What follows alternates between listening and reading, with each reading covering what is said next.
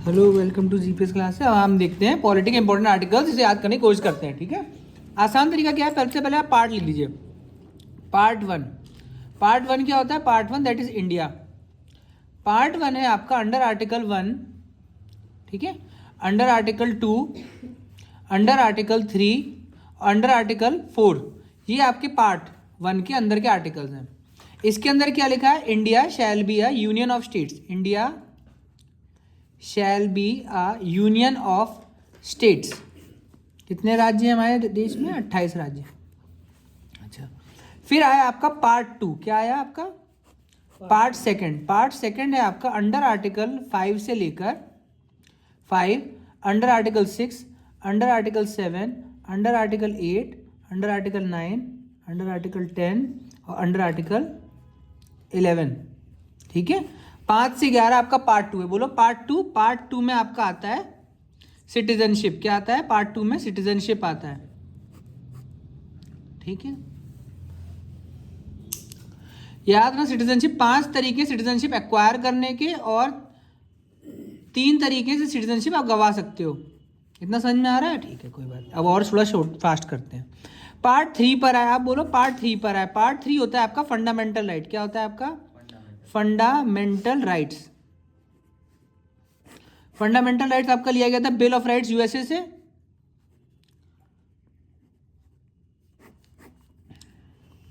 Fundamental right का article है under article 12, under article 13। Under article 12 क्या है? अंडर आर्टिकल 12 होता है आपका डिफाइंस स्टेट। डिफाइंस स्टेट मतलब बोलो सरकार। स्टेट मतलब क्या होता है? सरकार। ठीक है, अंडर आर्टिकल 13 होता है आपका judicial review. But judicial review word is not mentioned in the constitution. Under article 13 क्या होता है? Judicial review. जुडिशियल रिव्यू क्या होता है कि अगर कोई सेंट्रल गवर्नमेंट या स्टेट गवर्नमेंट कोई लॉ या एक्ट कानून बनाती है तो उसको अंडर आर्टिकल 13 सुप्रीम कोर्ट और हाई कोर्ट उसे काट सकता है। बोलो, अगर वो किसी फंडामेंटल राइट को इन्फ्रिंज कर रहा है। फॉर एग्जाम्पल, आपके पार्लियामेंट ने कानून बनाया कि जो भी लाल रंग की शर्ट पहनेगा उसे गोली मार दो, तो कानून बनने के बाद सुप्रीम कोर्ट अंडर आर्टिकल 13 इस कानून को काट देगा कि ये राइट टू लाइफ आर्टिकल 21 के अगेंस्ट है। ऐसे कैसे आप किसी को रोक सकते हो लाल शर्ट पहनने से? समझ में आया? अंडर आर्टिकल 14 आता है। बोलो अंडर आर्टिकल 14। अंडर आर्टिकल 14 आपका होता है इक्वालिटी बिफोर लॉ। बोलो क्या होता है? Equality before law. कानून की नजर में सब बराबर है। क्या है? आर्टिकल 14। अच्छा, अब पेज पलटते हैं।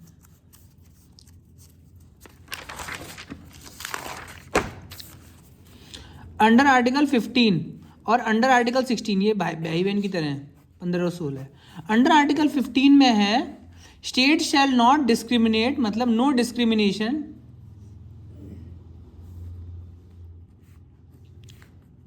Bye the state. सरकार डिस्क्रिमिनेट नहीं करेगी on the basis of R C S और पीबी।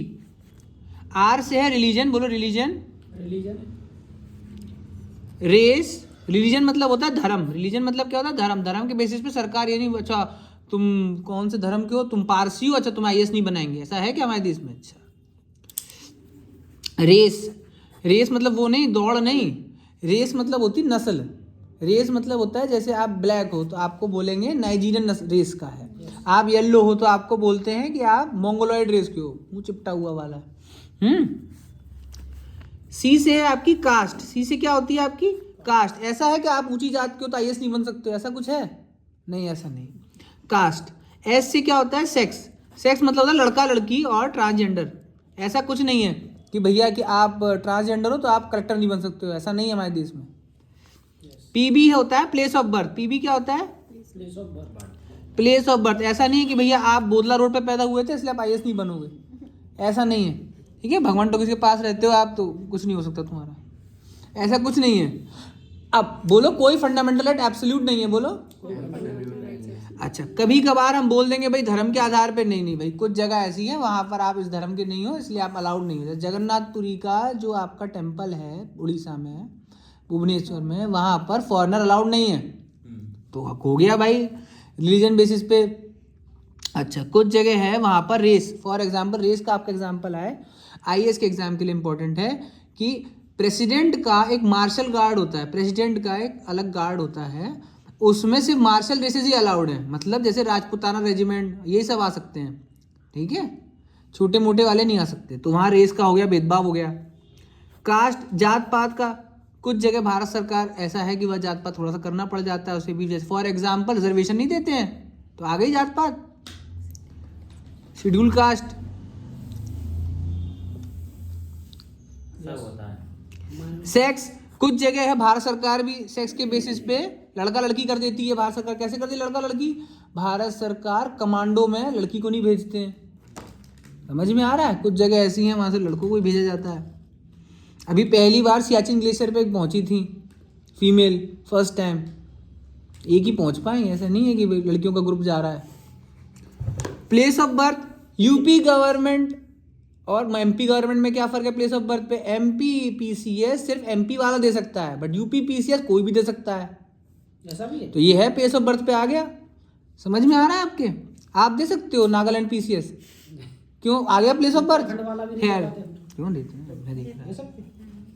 तो फिर राजस्थान वाला क्यों नहीं ठीक है, देते? Under article 16 state shall not, इसमें भी है state shall not discriminate, state shall not discriminate on the basis of, state shall not discriminate on the education, public education और पब्लिक एम्प्लॉयमेंट। बोलो पब्लिक एजुकेशन और पब्लिक एम्प्लॉयमेंट की अगर बात आएगी तो अंडर आर्टिकल क्या है? 16। बोलो 16। 16। इसमें भी सेम कंडीशन है, RRCSPB, religion, race, caste, sex, place of birth. ये नॉर्मल डिस्क्रिमिनेशन, ये आपका पब्लिक एजुकेशन और एम्प्लॉयमेंट के बेसिस पे डिस्क्रिमिनेशन। इतना समझ में आ रहा है आपके? यस। बट याद रहे सिर्फ सरकार के लिए ही है, स्टेट स्टेट स्टेट, प्राइवेट व्यक्ति कह सकता है। इसीलिए आप उस क्लब में जाते हो, बीप वाले क्लब में जाते हो, क्या बोलता है? कपल एंट्री लेकर आओ। आप बोलोगे नहीं भाई मैं सेक्स के हिसाब से तो मैं लड़का हूँ, हैं? नहीं नहीं, कपल एंट्री ओनली अलाउड है। अच्छा, वो प्राइवेट व्यक्ति है, वो बोल सकता है, उसके पास राइट टू एडमिशन रिजर्व्ड है, वो कह सकता है मैं तुम्हें शकल नहीं पसंद, निकलो यहाँ से।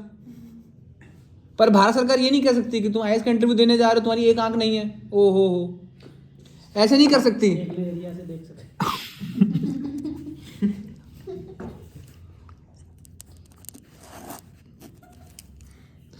ठीक है, अंडर आर्टिकल 17 क्या होता है? एंटी अनटचेबिलिटी, अनटचेबिलिटी नहीं, anti untouchability. But government has not defined untouchability, अछूतता को डिफाइंड नहीं किया गया है। क्यों डिफाइंड नहीं? कई बार समय के हिसाब से बदलना पड़ता है, कई बार हम अनटचेबिलिटी को मान लेते हैं, हाँ कर लो अनटचेबिलिटी। फॉर एग्जाम्पल 2 गज की दूरी है बहुत जरूरी, कोरोना अनटचेबिलिटी नहीं थी वो। अब कोई लड़की सड़क से जा रही हो, तुम बोल रहे हो कि नहीं अनटचेबिलिटी तो है नहीं, हमें छूना है, तब फिर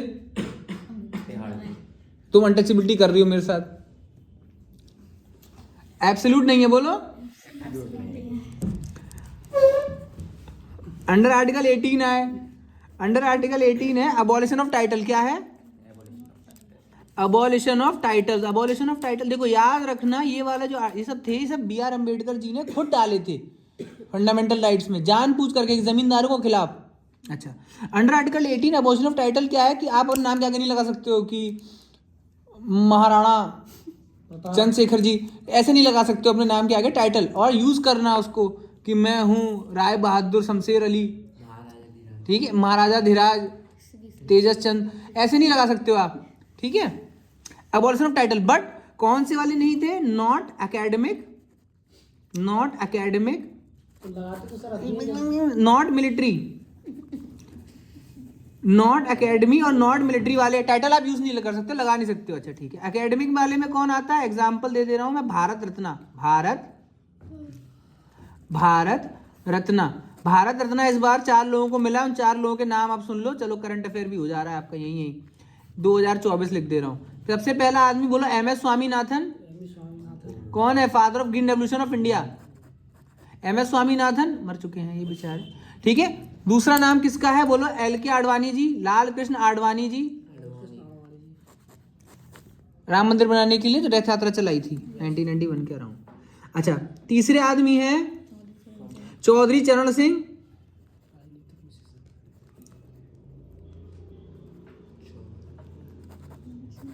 लखनऊ एयरपोर्ट का नाम क्या? चौधरी चरण सिंह इंटरनेशनल अंतर्राष्ट्रीय एयरपोर्ट। अच्छा अच्छा, और ठीक है। अरे भारत रत्न दिया गया है, ठीक है। और लास्ट वाले हैं आपके PV Narasimha Rao. Yes sir. ठीक है, एक सेकेंड,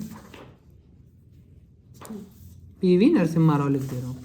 पीवी नरसिम्हा राव। नरसिम्हा राव। आगे आए, military not abolition title, military title जैसे कि आप देते हो किसी को ब्रिगेडियर,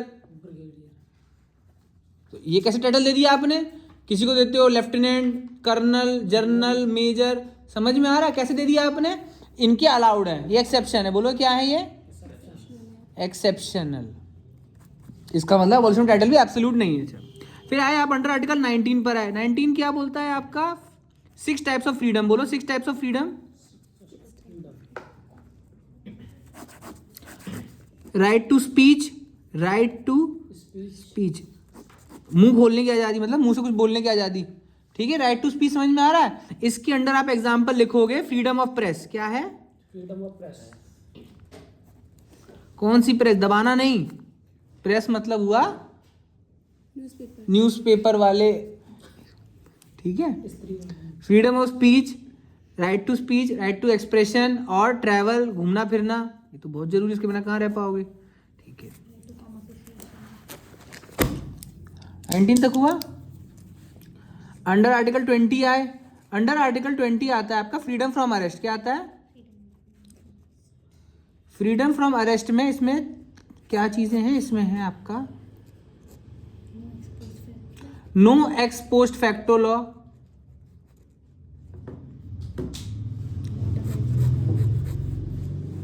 नो डबल जियोपार्डी,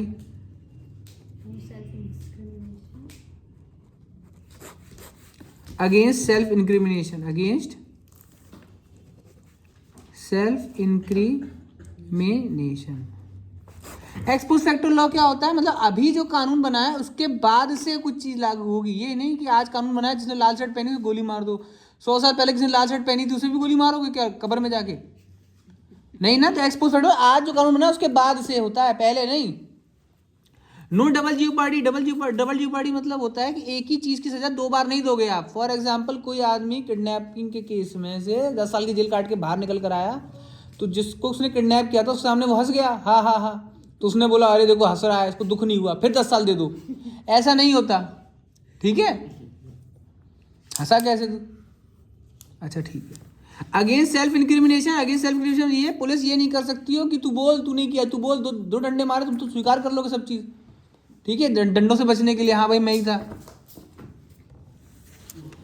फिर अंडर आर्टिकल 21, बोलो क्या अंडर आर्टिकल 21? अंडर आर्टिकल 21 होता है राइट टू लाइफ। कौन सी लाइफ? With dignity. सिर्फ ऐसे कुत्तों की तरह नहीं जीना है, अच्छे से जीना है। Right to life with dignity के अंदर ही आता है right to life with clean environment. क्या आता है? Right to life with clean environment, clean environment, जिसके तहत अभी सुप्रीम कोर्ट पीछे पड़ गया दिल्ली गवर्नमेंट के, और उसने बनाया है, एग्जाम्पल लिख दे रहा हूं, दिल्ली में GRAP मॉडल। GRAP क्या होता है? Graded response action plan. ये क्या होता है? Graded response action plan. इसका मतलब ये होता है, इसमें कुछ स्टेज है, स्टेज 1, स्टेज 2, स्टेज 3, स्टेज 4। इसमें बोला अगर पोल्यूशन हल्का बढ़ा है तो स्टेज 1 लगाओ, ज़्यादा बढ़ा है स्टेज 2 लगाओ, और ज़्यादा बढ़ा है स्टेज 3, स्टेज 4, मतलब सब कुछ बंद कर दो, लॉकडाउन, ठीक है। अंडर आर्टिकल 22 है, ये भी है आपका against arrest, freedom from arrest, against arrest. इसमें है 24 घंटे के अंदर अंदर आपको नियरेस्ट मजिस्ट्रेट के पास पहुंचा देना है, और बिना वारंट के आपको अरेस्ट नहीं कर सकते, ऐसा कुछ। अंडर आर्टिकल 23 आए और अंडर आर्टिकल 24, ये आसपास वाले हैं, और इन दोनों का मतलब होता है freedom from exploitation, freedom from exploitation. Exploitation मतलब होता है शोषण। क्या होता है?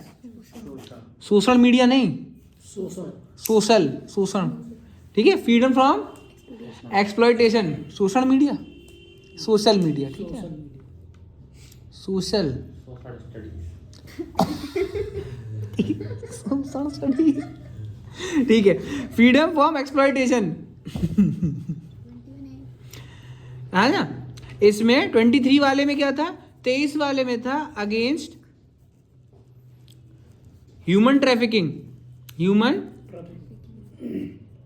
मानव तस्करी, तस्करी, ले जा रहे हैं डुलाने घुमाने फिराने, तो ये ऐसे नहीं करोगे, ठीक है। 18 साल के। चल तो रहा है जैसे फिलहाल में ये सब। 24 नंबर है अगेंस्ट फोर्स लेबर, अगेंस्ट क्या है, जबरदस्ती काम करवा रहे हैं, बट ये दोनों भी एब्सोल्यूट नहीं। ह्यूमन ट्रैफिकिंग आप कर सकते हो, जैसे माँ बाप बच्चों को घुमाने ले जाते हैं जबरदस्ती, चलो मौसा जी के यहाँ, तो ये भी तो ह्यूमन ट्रैफिकिंग है। बच्चा मना कर रहा है लाख बार, ले जा रहे हो ह्यूमन ट्रैफिकिंग, 2 चांटे मार के ले जा रहे हैं, ठीक है। बच्चे को हॉस्टल भेज दिया, ये क्या ह्यूमन ट्रैफिकिंग नहीं है, उसके कौन सुनना है, ठीक है। 24 क्या है, अगेंस्ट फोर्स लेबर, ये नहीं है, तैयारी क्यों कर रहे हो फिर, समझ में आया नहीं, घर वाले पीट रहे हैं, जबरदस्ती करवा रहे हो हमसे। एक बीच में रह गया, अंडर आर्टिकल 21A था, जो नया नया जोड़ा गया था, कब जोड़ा गया था, 2002 में। इसको बोलते हैं right to education, fundamental right to education. किस अमेंडमेंट एक्ट से, बोलो, 86 कॉन्स्टिट्यूशनल अमेंडमेंट एक्ट से जोड़ा गया था। 8 और 6 कितना होता है, प्लस करोगे तो 14 है, तो 6 to 14 years of age, 6 to 14 years of age के बच्चों को, उसके बाद की जिम्मेदारी हमारी नहीं है। इन्हीं को मिड डे मील में खाना मिलेगा, तुम्हें नहीं मिलेगा, समझ में आया, गुरुद्वारे जाओ, ठीक है। आगे चलते हैं।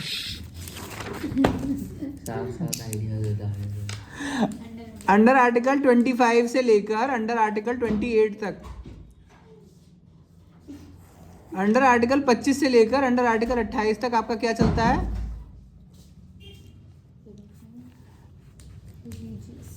Religious freedom. क्या चलता है,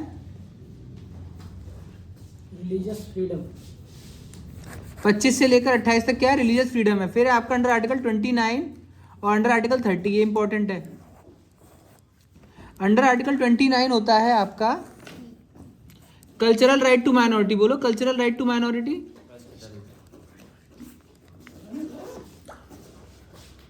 और अंडर आर्टिकल 30 होता है आपका एजुकेशनल राइट टू माइनॉरिटी। क्या होता है,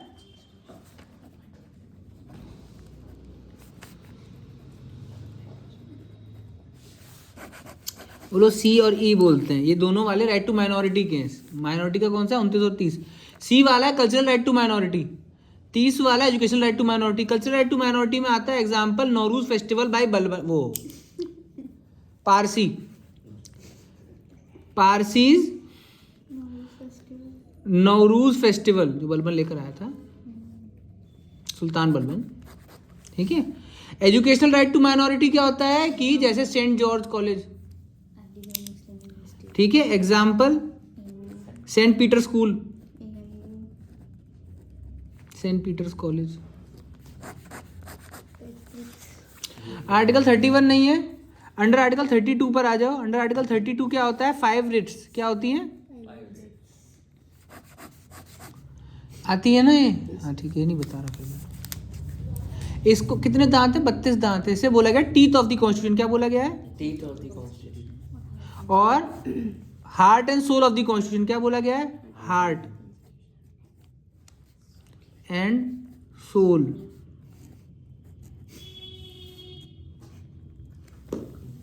ऑफ द कॉन्स्टिट्यूशन। कॉन्स्टिपेशन नहीं, ठीक है, कॉन्स्टिट्यूशन। चलो पार्ट 1 में इतना करते हैं, आगे और देखते हैं।